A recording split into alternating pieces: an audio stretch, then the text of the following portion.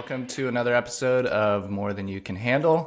Super excited about my guest today. He's a good friend of mine, hilarious comedian. He is one half of the hilarious Bopper Flop podcast. Recently recorded his debut album with Helium Comedy Records, which I'm guessing will be out sometime this year. It's my wonderful, funny friend, Jordan Scott Huggins, everybody. Hello, everybody. Thank you. What a Hey, wonderful buddy. intro, Jeremy. It's heartfelt, man. June 30th. That's when it comes out. Oh, sweet. Cool. So to start, can you just talk a little bit about your religious, spiritual background? Yeah. So what am I? I'm Protestant, but more specifically, I think I was baptized Lutheran. These are like the nuances of the Southern religious spheres. Give us the nitty gritty. I was baptized Lutheran, but I grew up in a Wesleyan church, which is John Wesley founded the Methodist church. He didn't really found it, but like the teachings of John Wesley were used to establish the Methodist church, and then eventually there was an offshoot of the Methodist church that was just a little bit more casual. You know, we could wear jeans on a Sunday, and that was the Wesleyan church, founded upon some looser interpretations of John Wesley and the Methodist ideals. So I was baptized Lutheran, but I grew up Wesleyan in a Wesleyan church. But I'm Christian, so I grew up. Where was that? So I should say you're based in Raleigh now. Where did you grow up? This is in Hickory, North Carolina. So it's in Western North Carolina, about an hour northeast of Charlotte. So small town, southern. Yeah. Small town, southern. Now that I think about it, I don't know why we didn't just go Baptist, because Southern Baptist is so. I mean, we're in the Bible Belt, and it's like I think predominantly Baptist. I don't know the numbers on it, but yeah. So I grew up in Hickory with my mom and stepdad, and then we actually lived in the neighborhood. It was weird because our church was like kind of on somewhat of a main road, and then our neighborhood was literally the neighborhood behind the church. So there were two churches, and then right beside that was the entrance to my neighborhood. So like we were at church a lot, and my mom to this day, her and my stepdad live at the church. They're very like active in volunteering with the church and stuff like that. So what was it like for you? Like did you like going to the Wesleyan church? Did it make sense? I think of it fondly when I remember it. I think of it fondly, but I think that I liked it more for like the community. Yeah. You know, like I just like making friends, right? I just like being around people. Wasn't so much into the God stuff, but I was for a really long time. So I was like, we grew up in Sandy Ridge Wesleyan Church on Sandy Ridge Road in Hickory, North Carolina. And we were there like Sunday morning, Sunday evening, Wednesday night. We started going there when I was super young. We moved to Hickory when I was going to like first grade. And then I think we pretty much went there from first grade through 10th grade. So I was a sophomore in high school, and we moved the summer after my high school year. So I was there pretty much the entire time. I did start to fall out of love with it, and started to push back about going when I got to high school. And that was more laziness, high school rebellion than like rebellion against God or religion or anything. But yeah, I mean, I think back on it fondly. It was fun, like a lot of late nights there, you know, family, you know, not just my family, but like church family and stuff. We did lock-ins. The youth group was like really, at one point it was extremely popular, and we can get into it later, but part of the reason I fell out with the church was because classic scenario of a youth pastor married with kids, hooking up with a member of the youth group. So the youth group was actually extremely popular, and especially with the kids in the high school. So when I was heading into my freshman year at St. Stephen's High School, there was a huge, like a couple hundred kids. Is that a Catholic school? Yeah, St. School? Stephen's High School. No, it's a public school. I was just talking to my really good friend now, which is really funny. Quick story about it, because St. Stephen's High School is a public high school. It's the rival high school to Hickory High School. They're both public, but St. Stephen's, everybody thinks it sounds Catholic or private. So the college acceptance rates of St. Stephen's High School far exceed any any of the other public high schools than Hickory and like that those counties and stuff because the college admissions officers think that it's a private school. They don't do the research, but so St. Stephen's acceptance rates into college are like so much higher because Wow. everybody thinks it's a private school. So yeah, Why is it called St. Stephen's? Do you know? I mean, that is weird for a public school. I have no idea. I truly don't know. I Okay. don't know if there's a large Catholic population. I don't know if it was traditionally a Catholic population. Yeah. It's in Catawba County, and the Catawbans are Catawbans or whatever. They were a Native American tribe they may still be around, like a few handful of members and stuff. I don't know the relation there at all, but Okay. yeah. Okay. So So yeah. St. Stephen's High School through 10th grade, Wesleyan. What were things like at home? Like, were your parents pretty like strict with the religious stuff? Did y'all like pray at every meal and, you know, Not strict, but adherent is the word that I would use. yeah, Like we did pray a lot at yeah, every meal. Yeah, just from like a like external like our life. Like we did pray a lot. The use of God, references to God in everything. Something good happens, it's like, well, God wanted that. So yeah, it all like ties back, but not super strict, which I am thankful for because it was pretty like kind of loosey goosey in that, I think my mom's always been the most religious and she was just like, we believe in God, but like also I'll have a Michelob Ultra, like it was that yeah, kind of, yeah, and she does, I don't think she drinks much, if at all, anymore. And it's not that she drank heavily then. It's just like that's the allegory for yeah. she'll cuss and stuff like that, But so it wasn't too strict. But we were a Christian family. We were a religious family. And then what? What happened? A couple things happened. The summer between eighth grade and ninth grade. So I was leaving elementary school. Our middle school, sorry, was seventh and eighth grades. And so after eighth grade, I was going into high school. Was And that that summer, Saint Mary of the Virgin Guadalupe Middle it was School? actually Harry M. Arndt Middle School. Okay. Very different name. Actually, so there's a couple. So everything led like how school systems are. Yeah. Everything feeds into like there are a bunch of elementary schools, and they all feed into like a handful of less middle schools, and then even less high schools. So I went to St. Stephen's Elementary, H.M. Arndt Middle, and then St. Stephen's High School. And then that summer, it's not a huge deal for me anymore. And I talked to my mom about it, and she said, it's really unfair for you to place your falling out with religion and Christianity so much on this one thing. But this was like the schism in the church for me, which was our youth pastor, who we all adored. He was a role model, and we all really looked up to him because he had come into this kind of old dying church. Sandy Ridge Wesleyan was a very, very old, like congregation wise church. The age was old. It was boring. The services were brutal. It was just not fun to be there. And it felt like a church full of people going through the motions. Mm. But the joke was, to give you an idea of what type of church it was a church that was like, we're going to come in, we're going to go to church, but I'm going to get you out of here by noon so you can go watch football. Mhm. Like at 12:05, you could see some of the older guys start to get a little antsy. They're checking their phones or watches and stuff like that. So like that was the vibe. So it felt like church light already, and especially looking back on it, in that like these people are here going through the motions. Now that's my own, kind of assumptions, and I'm projecting onto these people because I didn't want to be there most of the time, at least just in the service. But between my eighth grade, ninth grade year, this youth pastor had come in and just revolutionized things. I mean, he had grown the youth group on Wednesday nights.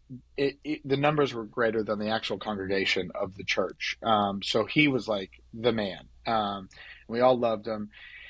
And he hooked up with, had an affair with the drummer of the youth band. She was over 18, but you have to, I mean, he was probably mid 30s. So that no doubt nowadays, right, that there was There's an abuse of power. I wouldn't say like SA or anything like that, but definitely an abuse of power, a man in a position of power, kind of exerting that power Mm. for his gain over a young girl who went to St. Stephen's High School.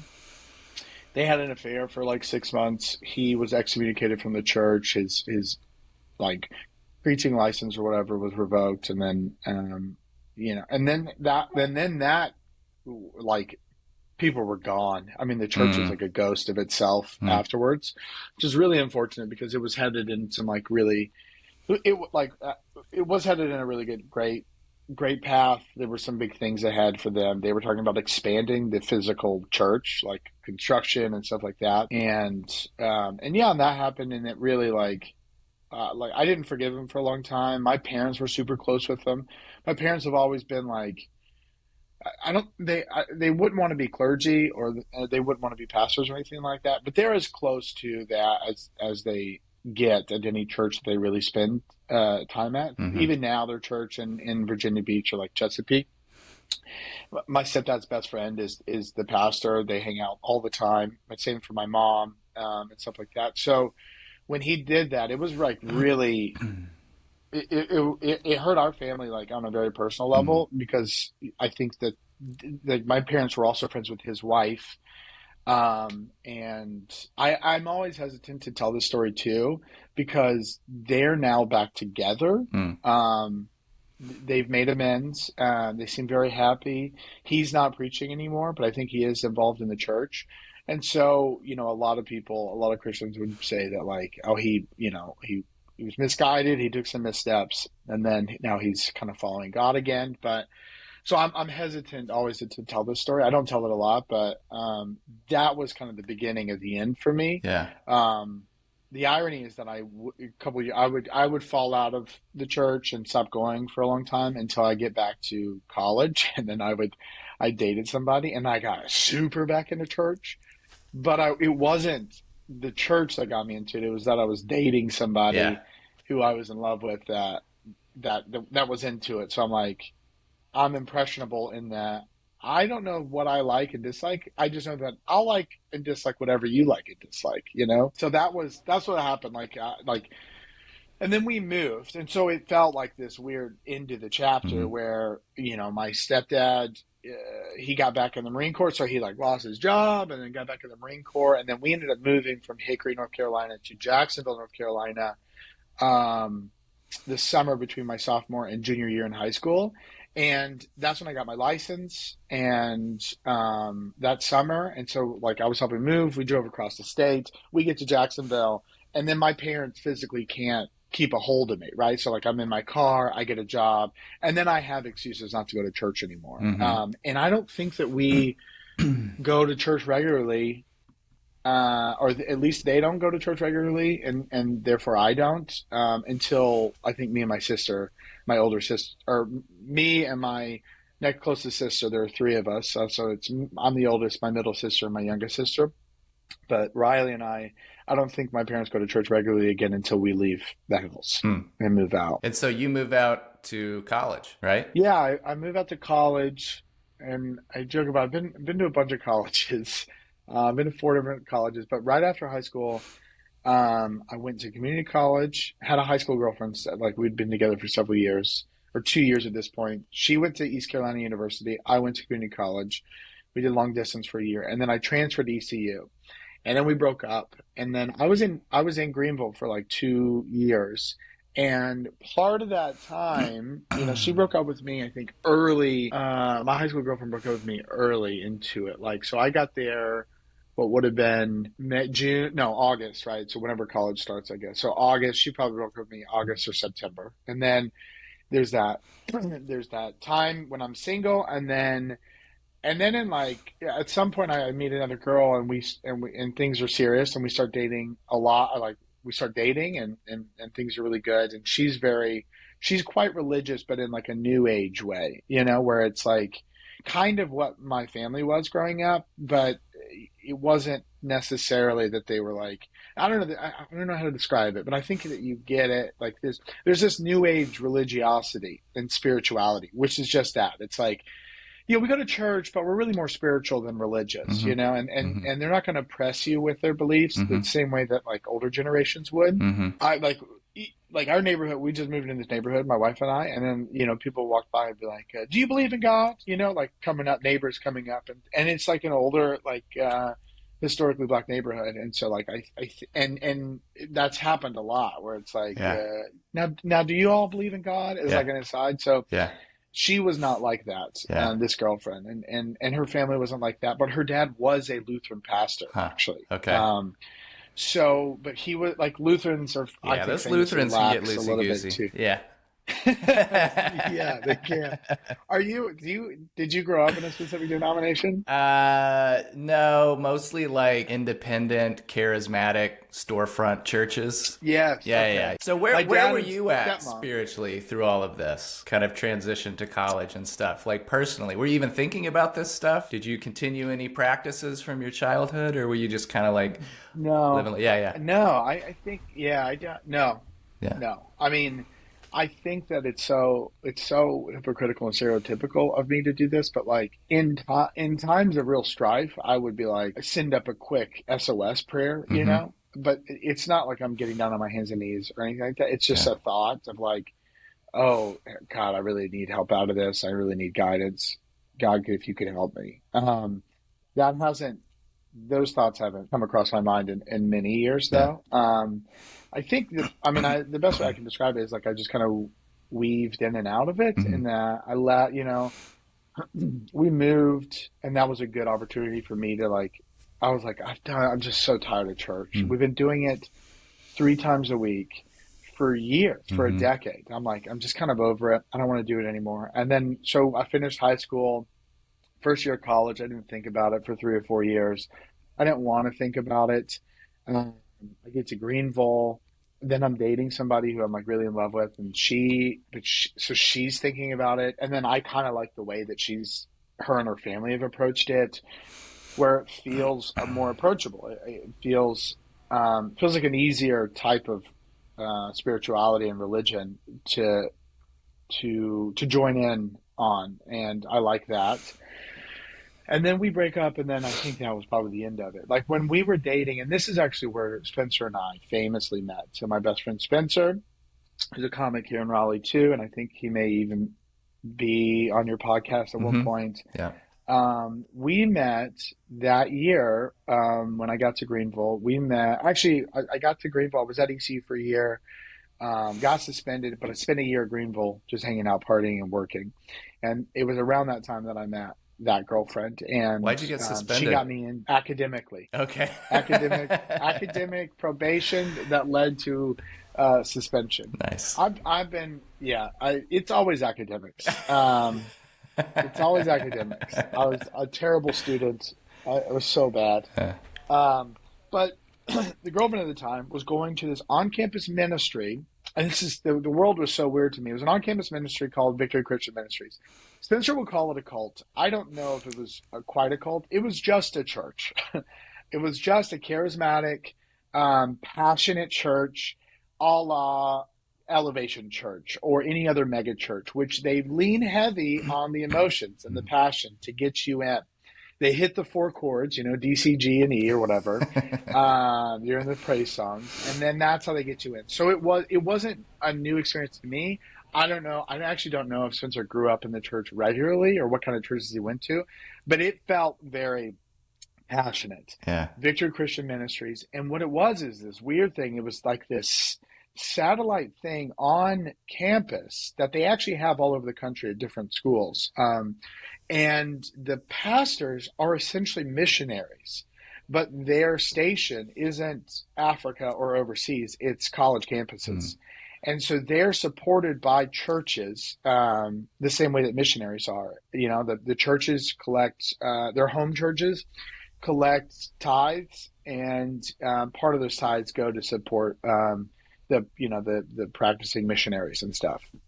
And I know that because Spencer and I got close to one of the pastors. So there was like the executive pastor and then 2 like junior pastors, and they're all great guys, and that's their whole job is to like you get a couple of pastors that are just close enough in age that it's cool to hang out with them, and they can identify with you, be like, yeah, I know where you are, man. Like, I was just there a couple of years ago. I just graduated, like, I know what it's like to be in Greenville on a Friday night. And you're like, what are we going to do, guys? Let's go out. But like, those are the times you got to turn to God, like get high in the Lord, dude. And that guy, I'm trying hard not to say names because I don't want to like out anybody. But it was really interesting because he was from the coast, but like the northeast corner of North Carolina where it gets super rural, and he was from what is essentially the Outer Banks. And he just one Sunday, I bounced around with him to a couple different churches that support him because I'd always I weaved in and out of the church, but when I was into the church, I was like in it to the point that I'm like, I want to be a pastor, I want to be a youth pastor. I was middle school and early high school, I was looking at colleges, and one of the colleges I was seriously considering was Southern Wesleyan University, SWU, which is just down the road from Clemson in South Carolina. I think it's like Limestone, or it's by Limestone College and stuff like that. So we actually went and visited a couple times. Small private Christian school. So that's the best way I could describe it, is like when I'm into church, I'm like, I was like super into it. And when I'm not into it, I'm super not into it. And it's not that when I'm not into it that I'm like, oh, Satan, or like I'm so hard the other way on the spectrum. Right. It's just that like it literally does not cross my mind. Yeah. I don't think about it.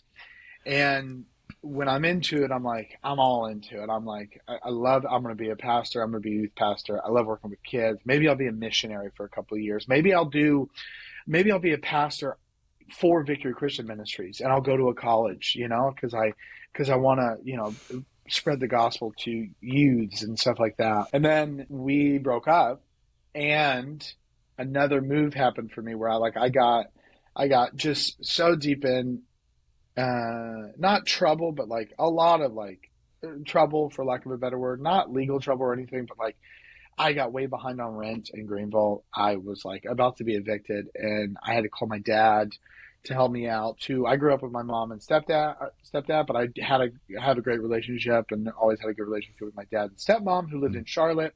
They were also religious.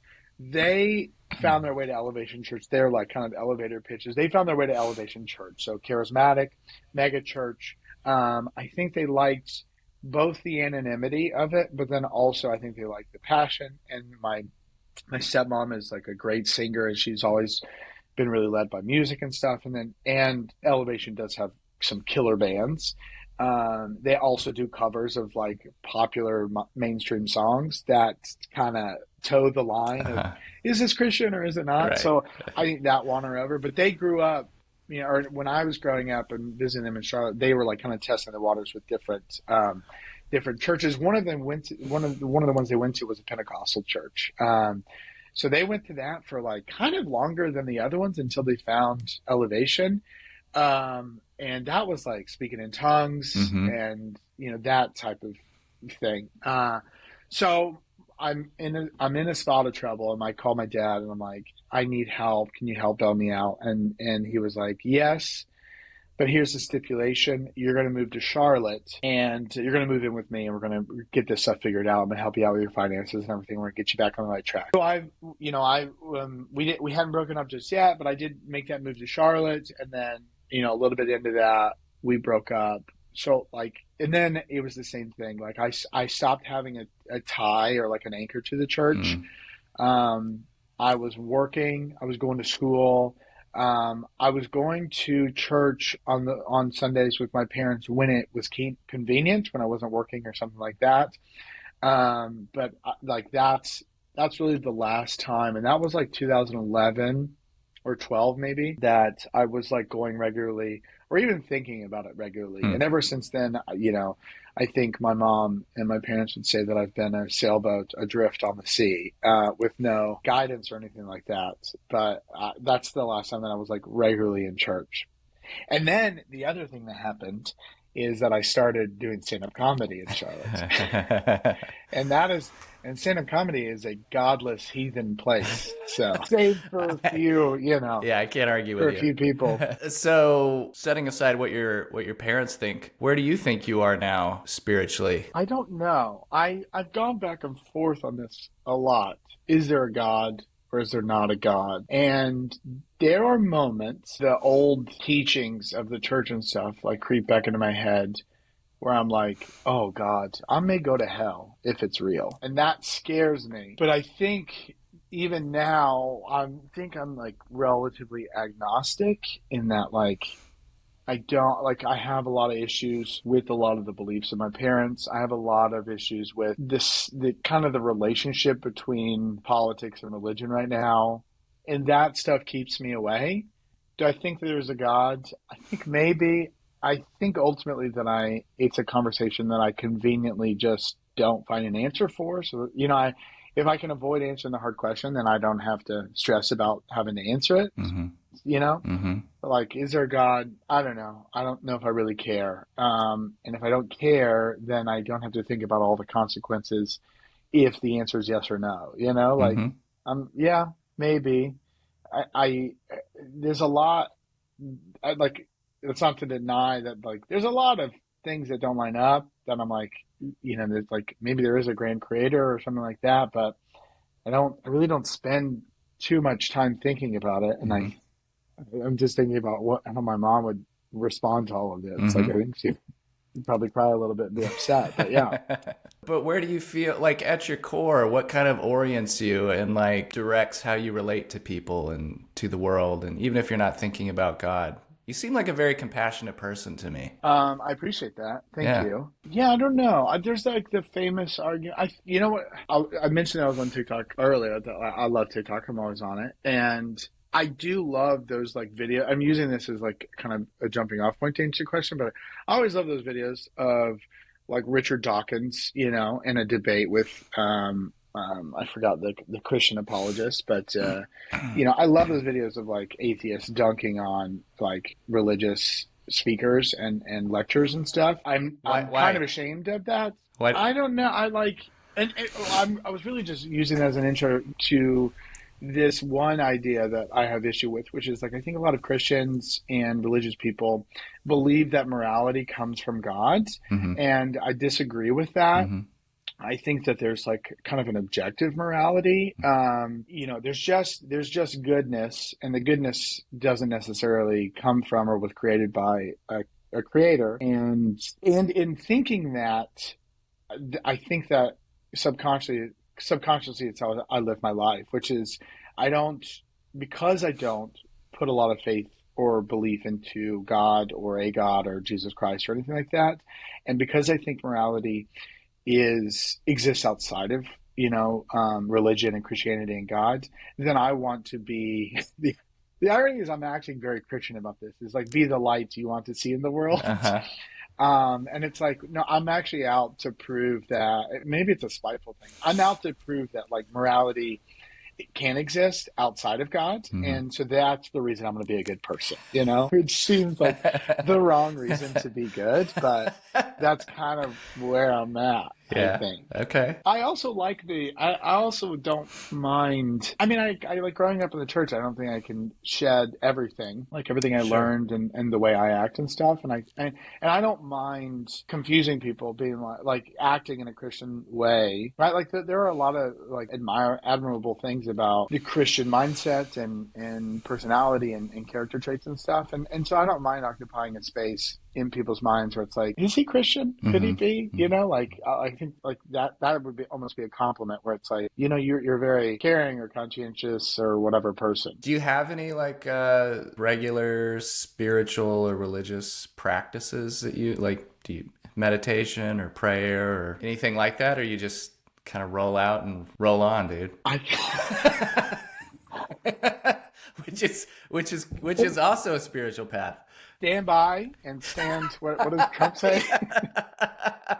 Stand down and stand by. I think I just kind of roll out and roll on, dude. What do you say? Yeah. Roll out and roll on. Yeah. Yeah, I don't think, I don't have any spiritual practices like that. What's nice is it's almost like a vacation. I'll lead a prayer every now and then before a big dinner if a bunch of family is around. And, my grandfather passed away a couple months ago. I'll join in or lead a prayer for something like that. I have no problem leading a prayer or praying like that. And meaning it. I think so. That's probably ultimately kind of where my belief sits. It's Yeah. like I think there's a God, but like I don't know. I kind of wish I was Jewish, where it's just like there's no hell, right? And that's where I struggle too, which is maybe there's a God, and I think maybe I do kind of believe there's a God, but if I were to really believe, it would be out of fear that I don't want to go to hell, and everything about Wesleyanism and Methodism is that like things should be done with love, like you shouldn't follow God out of fear or anything like that, because those are ultimately not the right motivators. And I think the irony and in some of the scripture is like if you're following out of fear, then you're not following for the right reason, and therefore you may not actually be saved, and therefore could still go to hell, right? So it seems like a catch-22 in some ways. What are the things that you do that really give you life and joy? You play soccer, right? Open mic comedy. You do comedy. And I do comedy. I think, that's what gives me life. Creativity. Like what? Comedy. Yeah. It's a good question. What gives me life? What is it about comedy that drew me in? I love the performance aspect of it, right? I love the attention. That's kind of at the core of everything.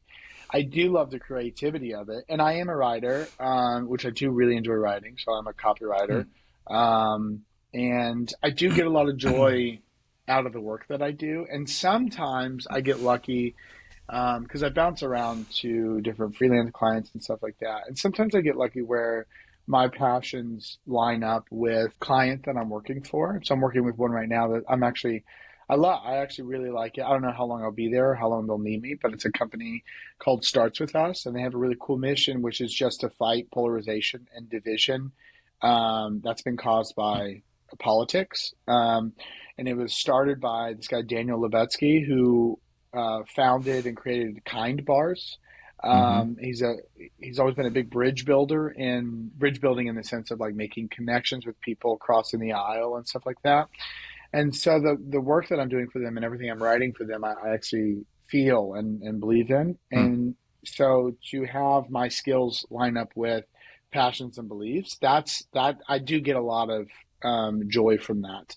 But then the other thing that I just really am passionate about is this is so dumb, but I do just really enjoy living life. Like I do really love the opportunity that life presents. And it's not like the grand opportunities. I just mean like it's 3:00 on a Friday. I have no idea what's about to happen tonight, and nothing could happen. But I love the excitement of thinking about what could happen.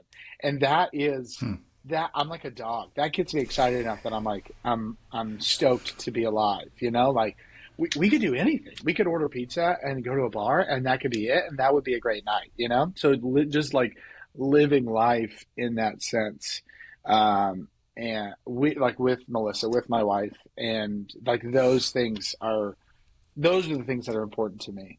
But I have thought about this a lot too, of like, where am I at in my religious walk? Because like we're talking about like, do we want kids and how would I raise those kids? And overwhelmingly, I am struggling more with, names than than what church to pick. I don't think that we would raise them religious. But I will say, and another huge chunk of my story that I left out as well is that, so I had the two main chapters of me kind of being plugged into the church in my life. So it was like elementary, middle, and early high school. And then I was out for a couple of years. And there was like early college. And then there was another time in my life, and it was like kind of around, I think 2015, 2016, 2017, which is I spent a couple of years away from the church. I moved out of my parents' place in Charlotte, and I was living on my own and working at a bar, going to school at UNC Charlotte, not thinking about church. And then my sister, who was finishing up school in Greenville at East Carolina University, she was an ambassador, and her ambassadors took a trip to this summer camp outside of New Bern in Arapahoe, North Carolina. It's called Camp Don Lee. It is a Methodist church camp. It's actually a Methodist sailing camp. So it's right on the Neuse River, about 7 or 8 miles east of New Bern. And she did a little weekend retreat there. She ended up working there this summer of like 2015 or 2016. She loved it so much that she came back and she was like, "You have got to work there with me next summer." And then I went to work with her that next summer, and I fell in love. And I think it's probably the closest thing to church for me. It is awesome. I was a counselor. I stuck around even during the fall and the spring. I worked there as like an outdoor educator, it was a little bit more secular. It was like the area school groups would come in for field trips, and we'd do like herpetology classes and teach them about rivers and watersheds. And so it was like that outdoorsy type science education. But that kind of set me up, I think, for the rest of my life in the religiosity and like the spiritualness that I'm comfortable with being, which is like, this is great. These people really believe in God. A lot of these people do. Some of them don't, but these are my people, and I'm cool like being around these people, even though I'm not really into it. Right. So like, during camp, every night would be like a church service. It was a quick, like a couple of songs. We'd have like a Duke, what are the students called? Divinity? Divinity, yeah, Duke Divinity School, like intern. Okay. Who was working, who would give the talk every night. And then during those times, I would kind of pop out, because it was the one time of the day that my group of kids was being watched by somebody else. So I could just pop out and shoot basketball or whatever, just walk around camp, and then just be back by the time it was done. So like, I didn't stick around and pray for those things, but like that camp means a lot to me. And like, I don't think if we have kids, I don't think that we would grow up going to church or they would grow up going to church with us. I would absolutely send them to that camp. And if they came out of it being like, I want to go to church, I would entertain it. I would help facilitate that, just as like hopefully being a good parent and stuff. But that camp was so kind of foundational for me, because it was a moment in my life where I was like, I'd come from Greenville to Charlotte and I was like really bad off. Like, I was like, I couldn't handle money. I wasn't partying a whole lot or like into drugs. So I just like, it wasn't a sustainable path for me to succeed in life. And my dad and stepmom did help. And then I got back on my own, and I maybe started to fall into some of those things. And then I went to that camp. And it wasn't that the camp, I don't know what it was about the camp that kind of set me back. It just kind of realigned me, right? So it's like you spend the summer not drinking, out in the woods, on the river, in the sun and stuff. And it was like just kind of a good resetting for me, so that when I went back to Charlotte, I felt very focused. I finished up my degree. I got super serious about comedy and was like really hitting it. And then I met my now wife, Melissa, and then we moved to New York, so I won't attribute all of that directly to Camp Don Lee, but I will say that like that camp, that's the church experience I wish that I'd had growing up. And if I did have that, I probably would be a lot more religious now. And then comedy fucked all that up. Yeah. No, but yeah.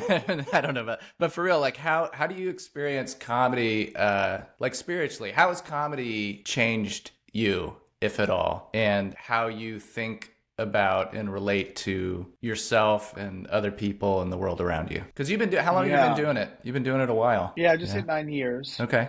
I don't know if I've ever had a hard tie between my like religious history and comedy. I'm trying to think about it. It feels as loose / as strong of a tie as just me being from the South has on it. Like, and the irony is that I've always worked kind of hard to distance myself from like my Southern roots in my comedy. Like, I don't talk about good old boy things or anything like that. I don't know how to describe. Like, I've always felt like an outsider, not in a bad way. Like, it used to be bad, but then I was like, you kind of embrace it and find the confidence in that. I wasn't bullied or anything in school, but I didn't feel like part of the in crowd. And that has informed my comedy, which is like, well, if I'm going to be weird, I'm going to be a fun, cool weird, And I think that more than anything has affected the path of my comedy and where it is at now. I mean, but I do treat comedy almost like a religion. Like, yeah. I used to watch comedy like my parents tuning in to pastors on YouTube or something like that. And then I go, Mm. I mean, I found a better balance these days. And I think some of us, I won't say like the veterans of the scene, but like some of the scene, I'll say veterans because I don't want to say senior members, but some of the like not super young comics, right? The ones starting fresh out. I think we've all had to find that balance of like, well, I really love comedy. I want to do comedy, but I also have a fucking family, right? So like I'm staying in and we're doing dinner tonight. But there were many years where I did treat it. I was like so passionate about it. It was like a religion for me in that I was going consistently. I was doing more comedy, almost as much as we went to church growing up. And so, I mean, there's probably kind of similarities there between like addiction and, there's like addiction replacement where it's like, okay, I'm not addicted to drugs anymore. So now I'm going to be addicted to working out. So it's like, well, I'm not going to church as much anymore, but there's still that need for like something greater or like to be working towards something greater in my life. And Mm. now comedy has replaced that too. Mm. So Do you I feel like think it's that's probably like, Do you feel like comedy has helped you connect and understand yourself more deeply, or the world, or other people? Like setting aside the religion question and how it connects Mhm. to your religious past, just as a practice, how do you experience it? What has it given to you or taken from you? Yeah, I think that's a really great question. I just feel, I mean, confidence. Hmm. I don't know about you, but I do, I like, it's the Dunning-Kruger curve, which is like when I first started, I was the most confident, right? That's when you think that you're the best. I don't want to pander to the audience and assume that they don't know, but the Dunning-Kruger curve is like when you start something, your confidence but your confidence is like at the top of the graph and your skills at the lowest, and it's a line graph. So and then your confidence is peaks, but your skill stays low, and then your confidence drops, but your skill goes up, Hmm. and so like my confidence was never greater than when I first started. It's a lot better now. So like it's definitely made me more confident. Professionally, it's helped endlessly. I can't tell you how many like writing gigs I've gotten because I'm a copywriter with like advertising experience and I do comedy. Like Hmm. so many people have hired me because they've been like, yeah, we saw your portfolio, we saw that you did comedy. We're really looking for like a very human, kind of humorous voice for this project. And so like that alone has helped so much. Yeah, and now I don't know if I've kept doing. I mean, the whole reason I started comedy was because Spencer started, and I thought I could be funnier than him, and so that's out of spite. I'm noticing a theme here. Yeah, like, spite really. A very spite driven guy. I don't like it. And then I kept doing comedy because it became this kind of obsession. I don't want to call it my religion because that seems like an easy out. I don't want to call it religion, but yeah, I definitely what I've gotten out of it, confidence, a love of like a passion and a hobby that like I would still be searching for now. Like I think I don't mean to devolve all men to the same thing, but I think I'm like most guys in that like I'm a projects guy. I love like I'm building a fence right now. I have a vintage moped, but then like every other guy that gets into projects, like I get into a project and then 6 weeks later, it's just lying in pieces on the floor. But this is a hobby and a project that like it's almost a decade of time. I've been doing comedy longer than I've been with my wife.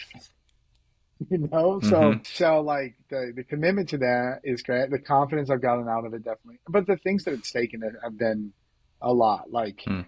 we Melissa and I moved to New York together, and there have been some really extremely hard times in our relationship, and comedy is right there at the center part of it.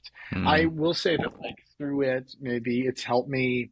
Maybe trial by fire. But doing comedy has helped me realize how to be a better like partner and stuff too, where it's like, hey, I know that you have this show, or I know that you want to go to this open mic tonight, but like I had a bad day at work, and I'm not going to tell you to stay home, but like, and I'm struggling with this in my mind because I feel like our relationship's healthy enough that she wouldn't make me choose, but it's like in my mind, I'm like, I do want to go do this, but I know that in this moment I'm needed to support, so I need to put that aside and stay home tonight or something like that. Mm-hmm. So, but I'm saying it's a trial by fire because I've made the wrong decision many times before, right? So that, Yeah. we've been in New York where in the pre-COVID, we're both working 8, 9 hours in the office, and then the only thing that I want to do is get off work and head straight to an open mic, and then not get home until 11 p.m. or midnight. And she's had a hard day, and all she wants to do is get home and hang out with her boyfriend or fiance. And it's not that I don't want to do that. It's just that like I'm pursuing this whole other hobby, Yeah. and it's like, which also requires an incredible amount of work. So like I get off my day job and then I just start my night job, Yeah. but it's unpaid and it's stressing out a relationship, so Yeah. so it's taken those moments from me, but I think it's also helped me grow just as kind of a person as well. Especially in the relationship and as a partner and everything too. Like you can learn those things outside of comedy, but I do think that I need things forced into my face because like my ADD and like my ignorance, it's just like, hey, you idiot. Like if I didn't have comedy to show me that example of like, hey, you idiot, don't go out tonight, stay home and be supportive. Like then maybe it would have taken me longer to learn that lesson or something. Do you think about death? I do. I think about dying. I get scared that I might go to hell, and then That's a real fear for you. It's not an ever present fear. It's something. It's like a condition. It's like it'll happen periodically. I'll say once a month maybe. I do think about death a lot, and I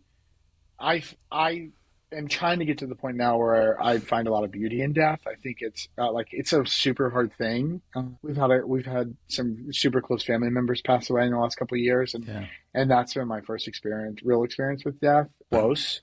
I'm just kind of like I don't know what they call pragmatist in that like life is this like kind of beautiful thing, and it's beautiful because it is finite. So I'm trying to condition myself now to be okay with this so that when I'm facing it on my own, I'm not so scared. If that makes sense. What are you doing to help yourself be more okay with it? I think just telling myself that it's okay, that it's gonna happen, right? I think I don't want to. I don't want to die now, and I think we all think about things in like a middle school boy way, which is like, well, if I died, I wonder who would come to my funeral. I hope a lot of people show up. But I think just telling myself that it's going to happen, it's okay, and because it's going to happen, that kind of makes everything else worth living a lot more. How do you want to be remembered by all those people at your funeral? I would hope that they would. Like the way that you said, actually, which is, I think, I don't know if you said, I forgot the word you used, but that was enough for me. That was good. You know what? I'm okay to die. Welcome to the podcast. No, I think the way that I fondly, I mean, I think a lot of people, I think for a long time, I kind of just wanted to be remembered, right? At all? Whether it was good or bad. Yeah. Yeah. At all.